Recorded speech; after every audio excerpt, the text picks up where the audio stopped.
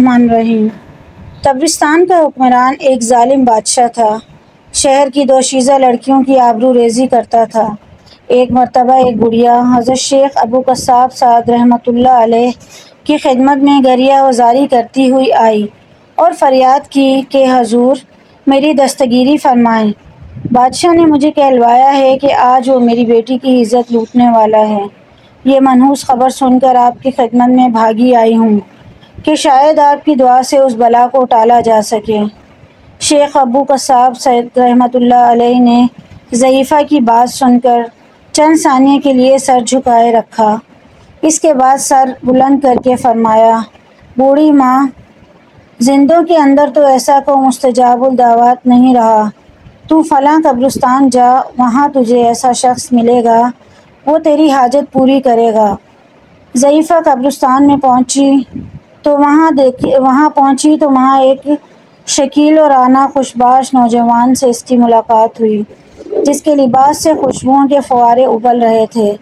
ضعیفہ نے سلام کیا اور جواب کے بعد نوجوان نے ضعیفہ کے احوال پوچھے۔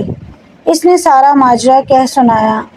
نوجوان نے ضعیفہ کی پوری بات غور سے سننے کے بعد اس سے کہا، تو پھر شیخ ابو سعید کی خدمت میں جا اور ان سے دعا کے لیے کہہ، ان کی دعا قبول ہوگی۔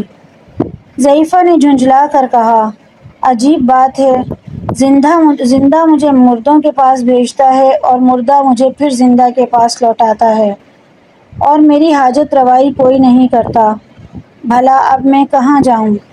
نوجوان نے پھر ضعیفہ سے کہا، تو شیخ ابو سعید کی خدمت میں جا، ان کی دعا سے تیرا مقصد پورا ہوگا۔ ضعیفہ پھر شیخ ابو سعید کے پاس آئی اور سارا واقعہ عرض کیا۔ شیخ ابو سعید نے سر جھکایا، ان کا جسم پسینے سے شرابور ہو گیا، پھر ایک چیخ ماری اور منہ کے بل گر پڑے۔ اسی لمحے شہر میں شور و ہنگامے کی آواز بلند ہوئی۔ لوگ کہہ رہے تھے، بادشاہ فلاں ضعیفہ کی بیٹی کی آبرو ریزی کی نیت سے جا رہا تھا، راستے میں اس کے گھوڑے نے ٹھوکر کھائی اور وہ گھوڑے سے گرا تو اس کی گردن ٹوٹ گئی اور وہ فوراً مر گیا۔ اس طرح شیخ کی دعا سے اہل شہر سے یہ بلا ٹل گئی۔